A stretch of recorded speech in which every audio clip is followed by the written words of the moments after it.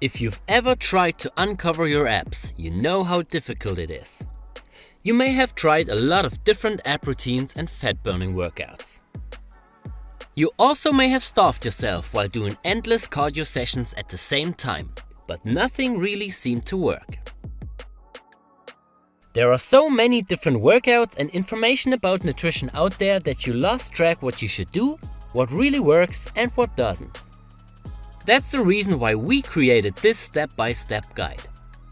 The purpose of it is to show you a simple approach that you can implement into your daily life without counting calories and making things too complicated.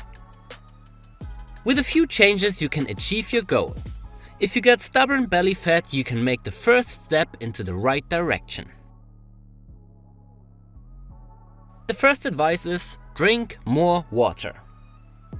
As you probably know, abs are not built in the kitchen, but they are uncovered in there. So nutrition is an important part if you want to get visible abs. What many people still neglect is what they drink. If you drink soda instead of water, you will ruin the progress you've made with nutrition and exercising. These sugar bombs and their empty calories contain up to 100 kilocalories per glass. And in the liquid form, they can be absorbed even better from your body. 1 to 2 liters per day contain as many calories as a complete pizza or any other meal rich in calories. So instead of soft drinks, switch to water completely. Now you might ask, what about juice? Well, juice also contains a lot of calories and they lack the fibers that real fruits have. Fibers are extremely important for proper digestive functions and for slowly releasing the sugar into your body. As a result of the lower amounts of fibers in fruit juice, these types of drinks don't make you feel as satiated as whole fruits do. In addition, they let your insulin levels rise much quicker. Think about it. You could probably drink 5 or more glasses of orange juice in one go, although this is not recommended. But can you imagine to eat 5+ oranges consecutively? On top of that, you should also note that there are different kinds of juice out there. If a product is labeled as 100% fruit juice, it is entirely made of real juice from the fruit itself. Fruit drinks not labeled as 100% fruit juice are made with water, added sugars, food coloring and other additives, and maybe a little bit of real fruit juice is added in. So if you want to drink a glass of juice from time to time, you should always get that 100% fruit juice. The second tip is to build muscle. Muscle mass increases your basal metabolic rate. That means the more muscle mass you have, the more energy your body burns during the day, because it has to supply those muscles with energy. In other words, building muscle not only makes your body stronger, but you also burn more calories, even when you rest. This is the reason why it makes more sense to train big muscles like the glutes, the quads, the chest and the lats, instead of only training the small ab muscles. So don't only do cardio sessions or fat burning endurance workouts, but rather implement strength training as well to benefit from this positive effect. If you're looking for a complete guide to build more muscle with calisthenics, you should check our body transformation program on calimove.com. The program comes as a detailed step-by-step online course that you can follow easily. The next tip is about nutrition. We already told you that you don't have to starve yourself to get a six-pack. In the beginning, it's more important to change your eating habits. Not only for a few weeks, but forever.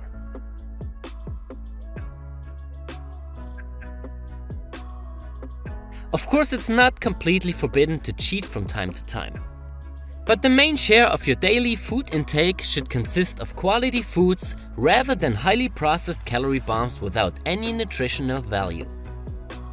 So kick out all the crap. And if you feel the desire to cheat, you can still do it as long as it's an exception rather than a rule. You can also experiment with cutting down calories by simply eating less than you're used to, but don't overdo it. If you're eating too little, your body tries to spend less energy and adapts the metabolism to the low amount of calories. This means you have to cut down more and more calories to lose a few pounds, which leads to a vicious circle. In fact, undereating on a regular basis can lead to a number of mental, physical and emotional health issues. It also undermines the ability of your body to build muscle. Alright, now it's time to build your six-pack abs with the right workout routine. Remember, this is not for increasing the calorie expenditure, but for increasing the size of the abs itself. The exercises we selected in this video are some of the best out there, and we chose them based on their EMG activity and simplicity.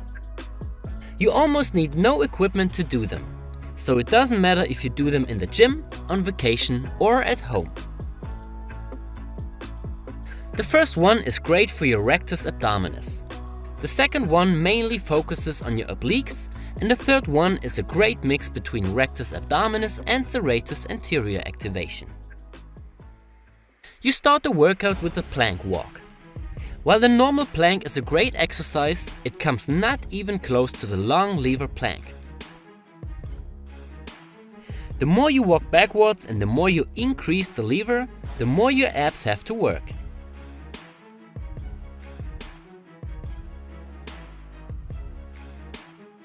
In this exercise you walk backwards and increase the lever as much as possible without neglecting proper form. So only walk that far that you are able to keep the posterior pelvic tilt and a neutral or slightly flexed spine. Hold this position for 2 seconds and then walk back to the starting position. Of course, it's also possible to just hold the long lever plank instead of walking back and forth. We still think that the walk is a great modification to give this exercise a dynamic component and to work on your stability as well. If you are an absolute beginner and can't walk backwards without breaking proper form, you should hold the normal plank and switch to the plank walk when you feel ready for it. The second exercise is the side plank raise. Here you move your hip upwards to engage the downward facing side of the obliques. You can do this movement on your forearm or on your hand.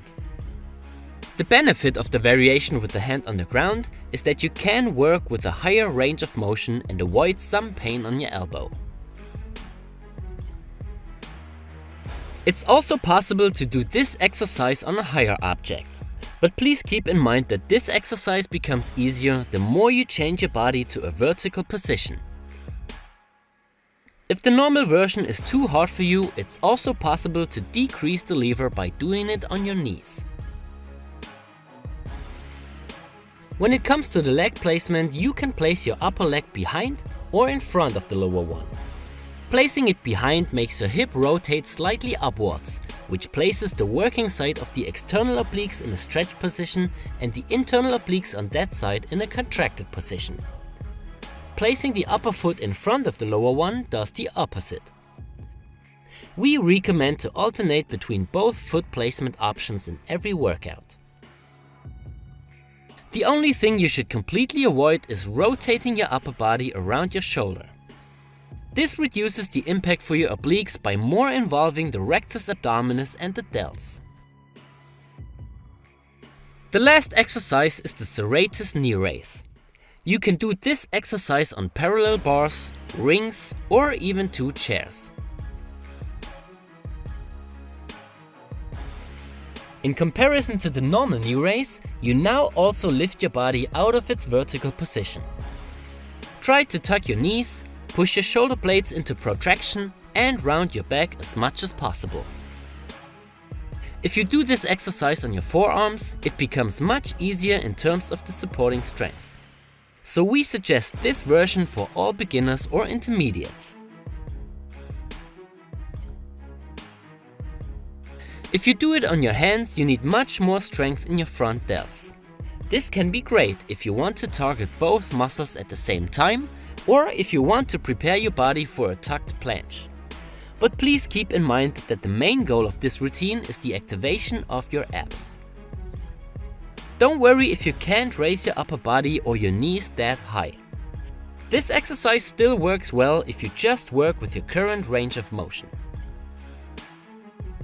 When it comes to the sets and reps, We suggest between 3 to 4 sets of each exercise with 2 minutes rest in between. When it comes to the repetitions, we suggest anything from 6 to 15 reps. So adjust the exercise to the right progression that you are able to train in that rep range. Please keep in mind that the side plank is a unilateral movement, so you have to do this amount of sets and reps on each of both sides. You can do this workout between 2 to 5 days a week, but of course this depends on how the rest of your training looks like.